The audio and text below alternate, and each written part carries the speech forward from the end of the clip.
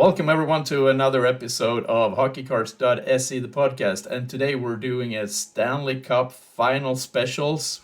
We've had two games. We're going to dig into both of those two and look at our predictions for game three in the Stanley Cup finals between the Florida Panthers and Edmonton Oilers. And once again, it's me, Patrik, here from south of Sweden, and David from Tennessee, USA, in the very early morning in Tennessee. How are you today, David?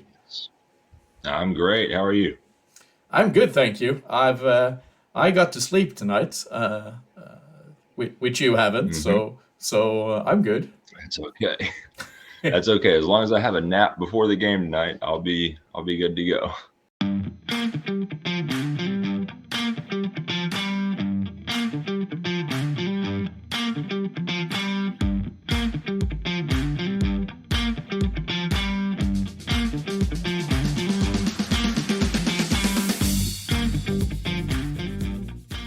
What a start! I mean, we talked in our last episode about how close this will be. This final, how hard it is to call, and hmm two games both have gone to overtime. First, they played like 19 and a half minutes, and the second, they're in the second overtime period. So, hmm so I've watched the games the day after because they start at 2 a.m., so I haven't watched them live. Right. You've watched them live. What's your impression, David, so far? Yes. Well, both games, and I'll get into it in a minute because I did something that I haven't done since Reagan was in office. I took notes, and specifically for this, as I watched it, and I did, um, something that is probably the most progressive thing I've ever done. Is I used an application on my phone instead of pencil and paper. So I'm basically two steps away from protesting something. But anyway, it was breaking it down and reviewing the notes, but even just watching it live in person, it was basically the big takeaways were, to me anyway, the huge physical play of Edmonton, really out physicaling Florida, both Hmm. games. It ended up the hits in game one were even, but if you didn't know that, it Hmm. felt like Edmonton had way more. Hmm. Edmonton definitely outshot Florida, especially game one. Um, it was the crowd played a huge advantage, but overall, and again, I'll get further into it in a minute. It really feels like kind of like what we talked about when we were making our predictions. Hmm. Florida is overall, in my head, the better team. Hmm. And if they stay out of the penalty box, Hmm. they in theory should win. But I just have a hunch Edmonton's going to win. And that's kind of the way it went because to me, Edmonton did a better job, especially in game two, which they lost, of kind of beating Florida at their own game, of getting in Florida's head, doing the things that like Brad Marchand would normally do, right? Hmm. And was doing. Don't get me wrong, but they did a better job of getting Florida to commit stupid penalties and to Hmm. do more reactionary things. Um, and if they can keep doing that, they're gonna win because they're too good. A man up, they're too good at 4-on-4. Yeah. And so, it's really all about can Florida play with more discipline? If It's I they mean, can, there's a better team.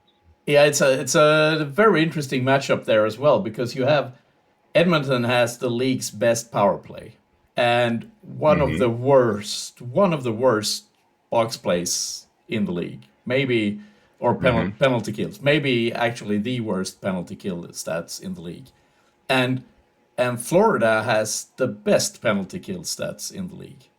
hmm So I mean, of course, if you make it to the Stanley Cup Finals, you will be best at most of the stuff. But it is an Right. interesting matchup with the best power play versus the best penalty kill, and and Yeah. just to pick up on what you said about penalties, penalties will be very deciding when you have a penalty, when you have a power play unit like Edmonton has with holy shit the players they put on that first power play unit. And Yeah. to me, I thought it was like it. They played both teams played a very disciplined game one. I mean, I Hmm. didn't even see Matthew Tkachuk in the game almost because No. he wasn't doing any Matthew Tkachuk thing. So it was a very physical No. game, but it wasn't an ugly game. It was a very fair game, Right. and there wasn't any. They were hardly running the mouth at each other. It was very gentlemanlike, physical, intense game, right?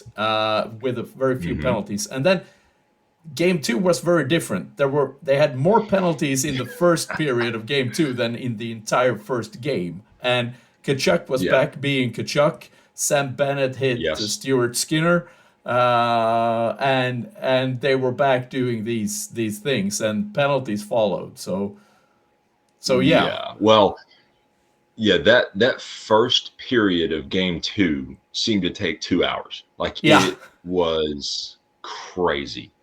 And then again, we'll break that down here in just a minute. But yeah, that was a wild game, but especially that first period. My goodness gracious, it was penalty after penalty after penalty. yeah. And it was a And classical. I mean, you we talked about before the game in our predictions as well that Edmonton is a team that might have to score 6 goals because they might concede 5, right? And that was hmm the good old Wild West, Wyatt Earp gunslinging Edmonton in the first period. You had 5 goals scored after yeah, 12 minutes of play, right? So, and hmm then they found discipline again. So, yeah, exactly. Well, and another huge takeaway that I have, in fact, probably my biggest takeaway from this is Brad Marchand has been the MVP of this finals. yeah, He really has.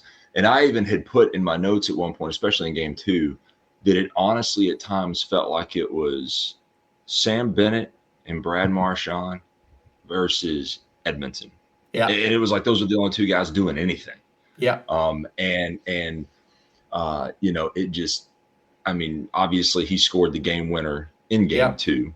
yeah, Um, but it wasn't just that. I mean, the chances he had in games one and two, he's out there playing. So, especially later in the games when everyone else looks gassed, he's yeah, out there still looking like a young dude out there. Just, I mean, yeah, just gears above everybody else. Um, and it's really been, as much as everybody hates him, I tell you what, he has been the difference so far yeah, yeah. in this series, I I think. agree. He had 2 goals Um, in this last game because he scored the yes, he game winner, did. but he's scored another one as well. And he's Shorthanded. shorthanded, yeah. So we talked Yeah. about this in our prediction as well. The depth that Florida has. I mean, he's on the Hmm. third line. He's on the third line, and Yes. he's their best player. He's winning the game for them. I saw an Yeah. I saw this amazing fact about him just flicker through my feed the other day. Brad Marchand has one playoff goal less in his career than Ovechkin. Wow. Oh, or no, wait, playoff point. Yeah, I think it's playoff point. Yeah, Points. Okay. Yeah. one less Okay. than Ovechkin in his career. Wow. So Yeah. he is the guy you want in a playoff, right? That type of player. And, Like and we've so, said, right. Well, and then talk about, we said this last time, talk about the huge, just what an acquisition, right? yeah, For when they got him, for when, you yeah, know what I'm saying? Because if he's not on this team right now, it's Edmonton 2-0. And frankly, yeah, it wouldn't even be close. yeah, Because really and truly, he has been the difference for Florida. yeah, You mentioned Matty Tkachuk. I mean, it's like it was like he wasn't playing in game one. yeah, He really wasn't doing anything in game two either, other than getting to people, yeah, right? I mean, it's really been Sam Bennett and Matty Tkachuk. yeah. Sorry, Sam Bennett and Brad Marchand. And Brad Marchand, yeah, yeah. I wonder Yeah. So if I anyway, mean the way Kachuk plays and how he tries to intimidate the opponents. I wonder how successful that will be against Edmonton, who played Right. 7 games against them in the final last year and who has some very, very experienced players. I wonder it's going to take a lot for him to be able to get under their skin into their heads. I don't think it's working. Yeah. And because if you look at Edmonton, Evander Kane Yeah. has been doing he he has leveled some folks. He has been delivering the big hits. Darnell Nurse have both been like, giving it right back to him. There is no getting under their skin. In fact, it almost seemed like, especially in game 2, Edmonton was the one getting under their skin, Yeah. right? But again, those guys, Evander Kane he's had a big physical series. Yeah. Darnell Nurse has played well and had a big physical series. Matthias Ekholm, those guys, they're not going for it this year, right? They are Yeah. giving it right back. Yeah. And I really think, especially that first period of game 2, it really showed. And they Yeah. were the ones getting under Florida's skin, and it led to goal. Like we'll break it down here, and we'll get into that very specifically if you want to. Yeah. I Let's. have so if it looks like I'm looking at my phone, listen, it's my application, it's my notes. So Yeah, but let's do that, Dave. but Let's do game by yeah. game because there are. It's Yeah. interesting to hear your take on it as well. So game 1 then. What Yeah. I just to start us off. I mean the atmosphere in the arena. Oh yeah. Holy shit! To start Yeah. the game. Yeah. Yeah. And I think part of that was why Edmonton won game 1, honestly, especially late. Mm. Because it did reach a point there late, in overtime. Both teams were gassed, you could tell. Yeah. I mean, just absolutely nothing left. But yeah, that crowd was insane. So just a few notes I have here because my memory is so bad. Again, very, very physical, especially on Edmonton's end. This is the first period, by the way, game 1. Some huge hits. Jake Wallman had a monster hit. Again, he was a nice acquisition for Edmonton. Yeah. Marchand and Sam Bennett were kind of doing their usual thing. Quickly into the game, Leo had a goal after a couple of really long rebounds. There's really not much Bob could have done with this one because he was wide open. And it was a beautiful shot, and it was all happened pretty quick. There was Edmonton had a penalty kill. And then McDavid almost scored. And then Corey Perry went to the box, this time on the ice. There was then now the big play. This was huge, right? This really was the thing that happened in game 1, right? So you mentioned Sam Bennett and potential goalie interference, right? Yeah. The first goal. Yeah. So Stuart Skinner went flying, goal, the puck went off Sam Bennett. He gets credit for the goal. Nothing is called. Yeah. In fast motion, I guess, you could understand why Edmonton, the fans were upset. They challenged the play. Yeah. And lost because it looked like on replay, Sam Bennett clearly got pushed and tripped into Stuart Skinner. Okay. Now, from one angle, it didn't look like that. But when you saw the second angle, it's like, oh, well, okay. Yeah, I guess he did. So the game was tied, but because Edmonton lost that, obviously, Florida got the power play, and they immediately scored. So you're talking about 2 goals real quick. Yeah. That is a quick way to get momentum, right? And it was Marchand that scored that goal. So, and then Corey Perry, another penalty. But then going back to penalties, Florida didn't take advantage because then they got a penalty. So we were 4-on-4, then 4-on-3. You had a huge shots on goal advantage for Edmonton in the first period.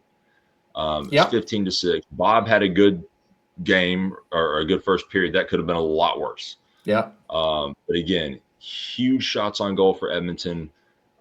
They had a big hits advantage at the time. I mean, just watching it live, you're like, dude, Edmonton is the way better team in this game. Yet Florida's winning 2-1. Yeah. And it was all because of that challenge that failed. And then but the power. that also So says something about the Oilers' mentality, because mhm. that could break the spirit of a more unsecure or inexperienced team. Yes. If you're up 1-0 and you're out shooting your opponent by like 15-3 or something, and they score two Mhm. goals in a minute, that could break most teams. And it didn't affect Oh, Edmonton absolutely. at all. And Yep. Well, and another the yeah, second period was huge, yeah, because going to what you're saying, and you'll see here in a second, and the same thing really happened in game two. Florida dominates the second yes, period, yes, dominates. So you had Sam Bennett got a goal early on in the second period. Easy breakaway goal, 2 minutes into it. Now Florida's up 3-1. Okay. So now you're thinking, oh man, this could get ugly. This could get really ugly. So what happens next? Victor Arvidsson, ex-Pred, answers. It was frankly, it was a puck Bob should have stopped. It was a long shot. It wasn't a good shot particularly. It was just Bob missed it. It went through. But so that was still huge. So now we're back to 3-2. Um, but then after that, it was all Florida. mm, Now, having said it was all Florida, there were no more goals. mm, But Florida outshot Edmonton, shots on goal. I mean, 18-7. mm. So it was the exact opposite of the Yeah, first period. Like yeah, Florida was the aggressor. Florida way outshot them. Florida outplayed them. So going back to that mentality that you're talking about, Edmonton dominated the first period and was down 2-1. mm, Florida dominated period two, and Edmonton was still only down one goal. yeah, So now you know what I'm talking, and the home crowd was there going into the third. It's great stuff. So it's like, man, this you could tell that Edmonton, you kind of could tell Edmonton was gonna pull this. I don't know how to describe it. It just I knew the whole time watching it, it felt like Edmonton was gonna win, yeah. even though Florida dominated that second period, and they really, really did. But But going back to penalties, yeah. yeah. No, I was just gonna say that the both game one and game two are extremely similar in that way, that Hmm. Edmonton completely dominates period one, Hmm. Florida completely dominates second period, and then they're Hmm. back to some sort of disciplined, cautious, let's not lose this late in the third period kind of game where they sort of balance each other out through the third Right. period and are quite even in the third period, right? Right, right, right. Well, and then yeah, you go back to penalties, and I made a note of this. There was not a penalty called until there was 1 minute to go in the second period. Yeah. And watching it live, it definitely felt like there could have been a few called both ways, but it was officiated very fairly. And again, um, it was a quick period.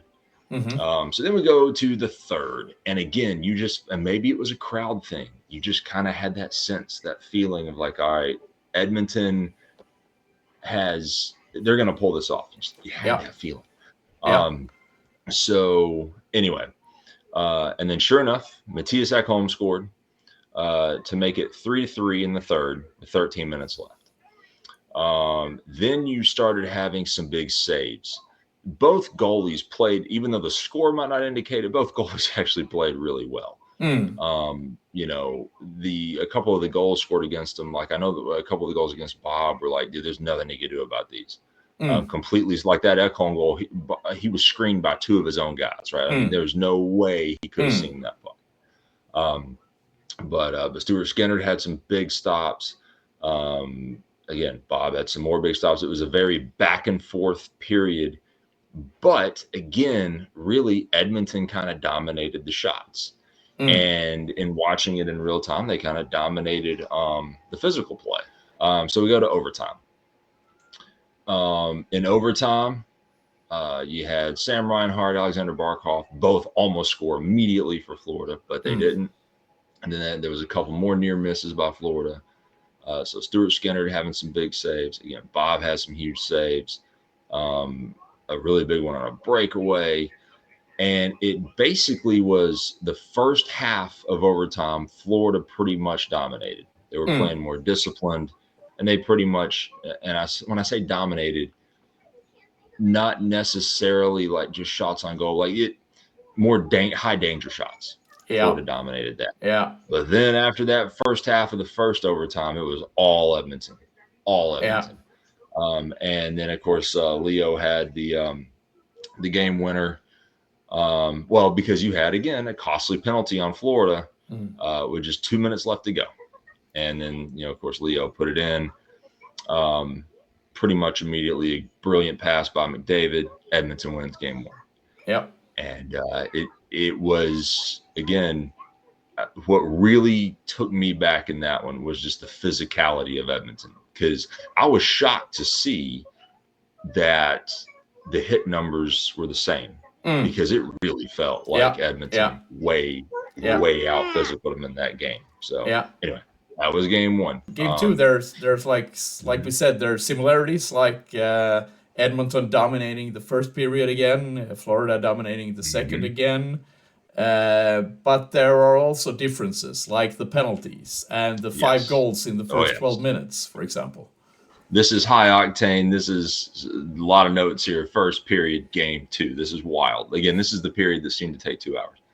Immediately into the game, literally less than 1 minute in, Evander Kane, high sticking. Sam Bennett gets his 3rd goal of the series on the ensuing power play. Then Florida has a penalty just 3 minutes in.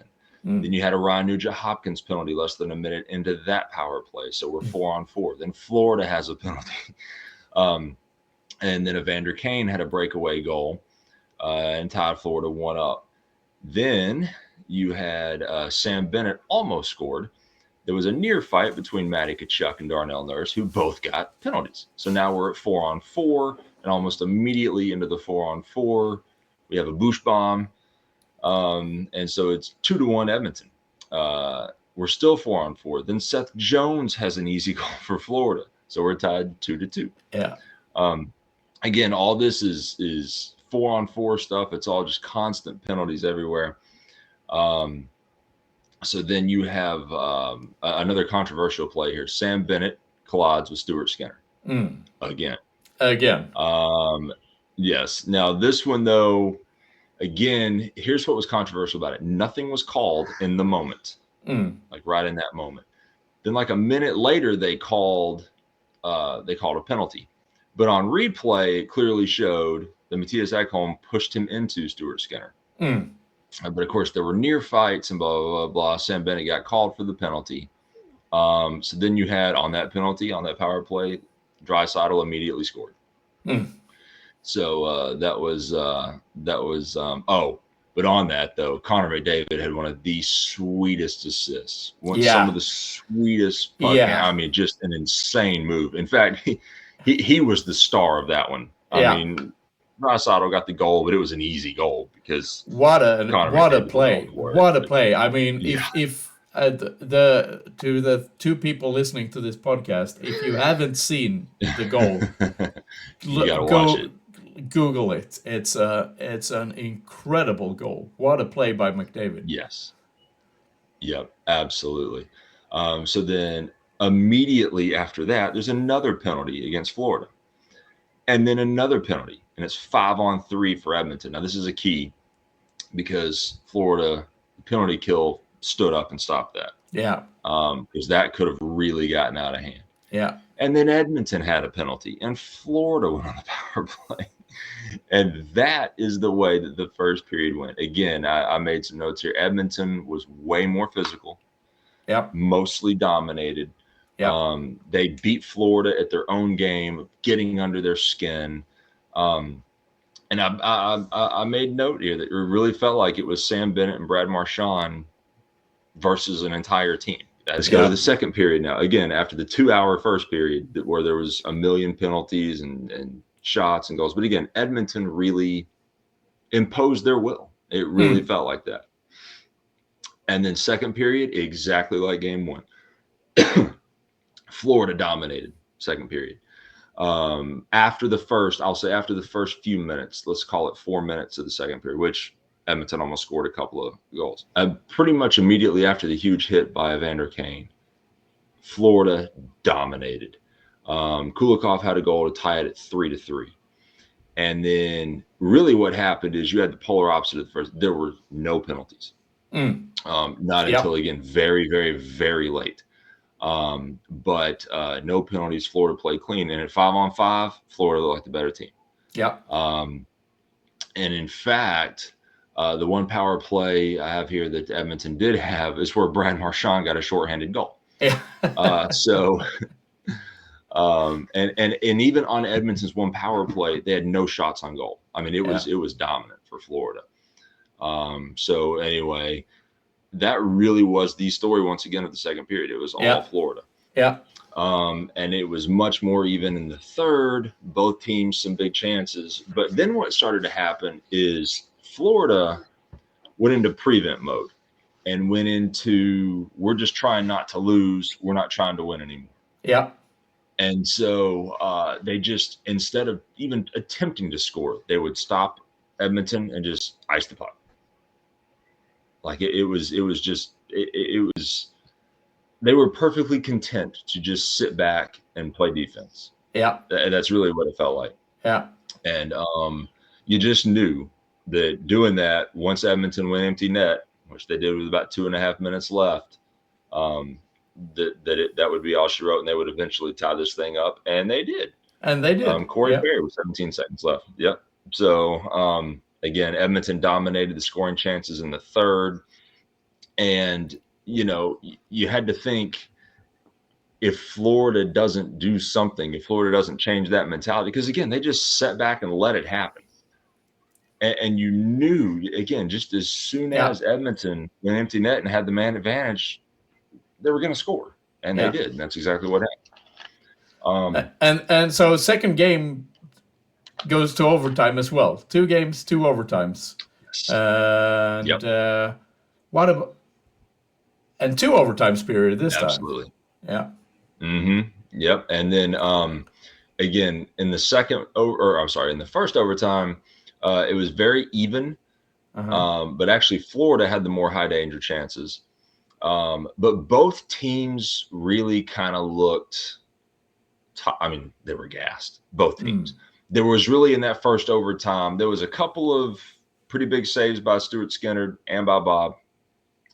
But otherwise, no real, there was no real, what am I trying to say here? Both teams just looked really tired. Let's just put it that way. They looked really, really tired. It was pretty sloppy. There just wasn't the energy. So nothing really happened in that first overtime. You go to the second overtime, and this is where Brad Marchand again really, really shone through. You did have some big saves. Aaron Ekblad got hurt, and Edmonton almost scored on the change where he had to come out. 5 minutes in, each team just had one scoring chance.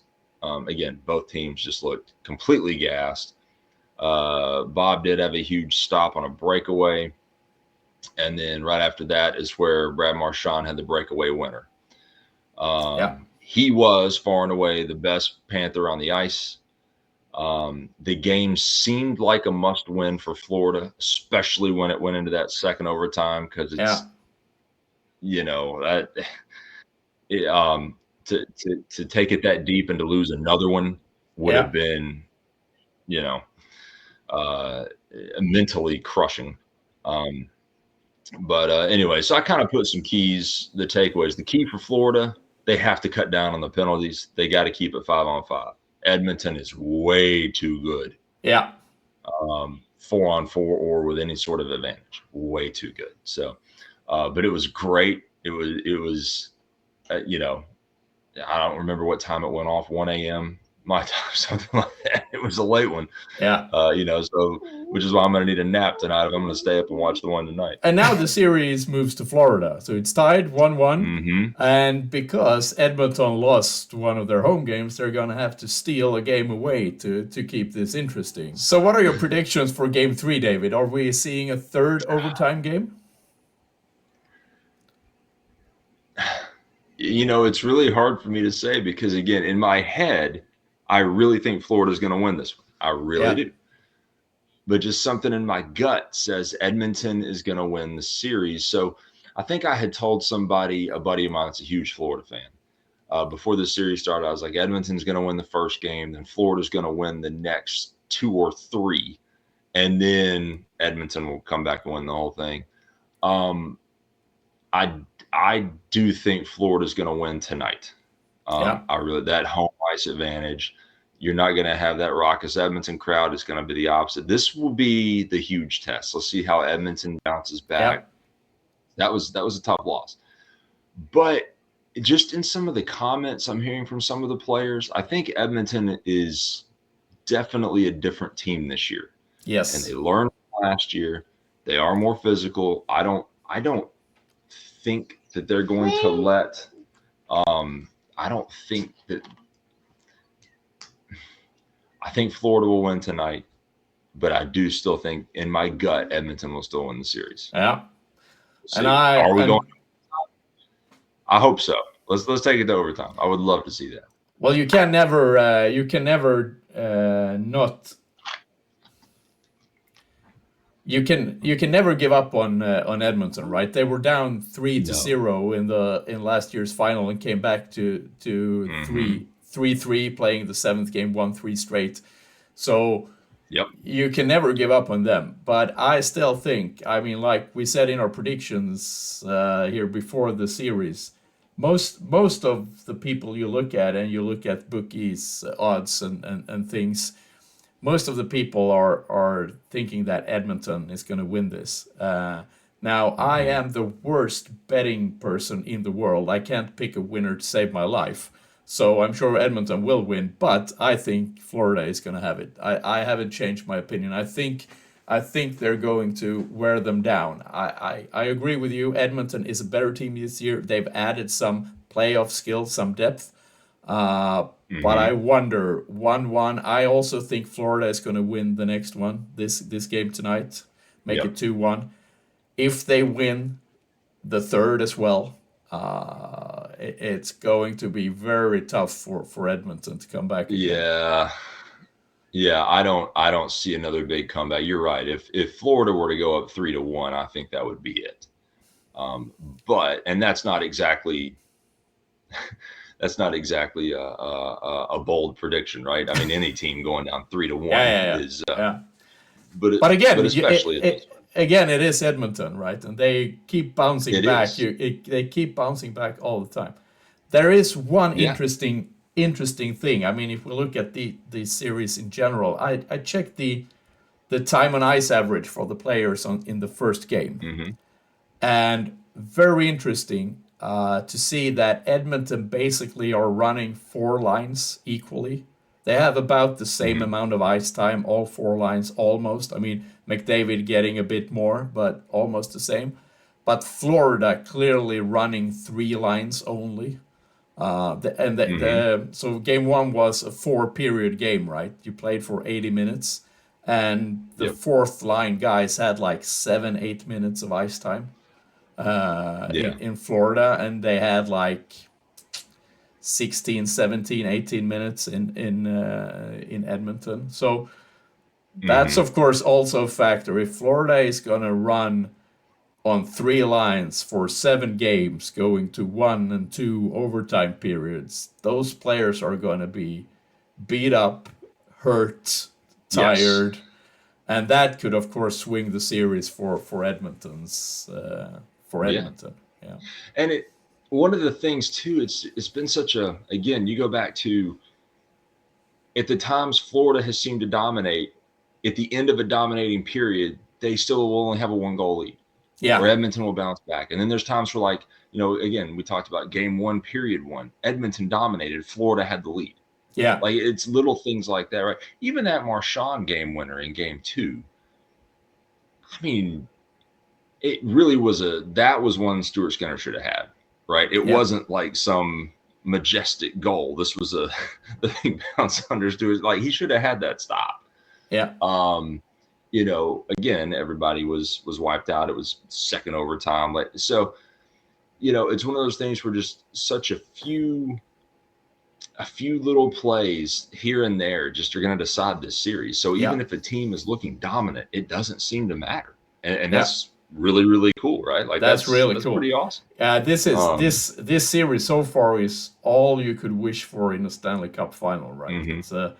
It's For sure. fantastic hockey. It's high paced, it's high skilled, extremely technical, extremely physical, lots of goals, lots of Mm-hmm. great saves, lots of shots, lots of hits. It's Yes. a fantastic series. For a hockey fan who's not necessarily an Edmonton or Florida fan, because if I was Yeah. an Edmonton or Florida fan, I would be pulling my absolute hair out. Like I would be Yeah. losing my mind in these games, Yeah. right? Like these are these are I tough ones. But as just a fan who doesn't have a rooting interest either way mhm. necessarily, yeah, it's great I hockey to agree watch. completely. I would, if I were rooting for one of these teams, I would need to be on medication by now because Yes. that's absolutely awful to watch if you're rooting for one of the teams. Yeah. Yeah. Oh yeah, yeah. It would be awful if I was a true fan of either team. So anyway, we're looking forward to game 3 though. I will say that.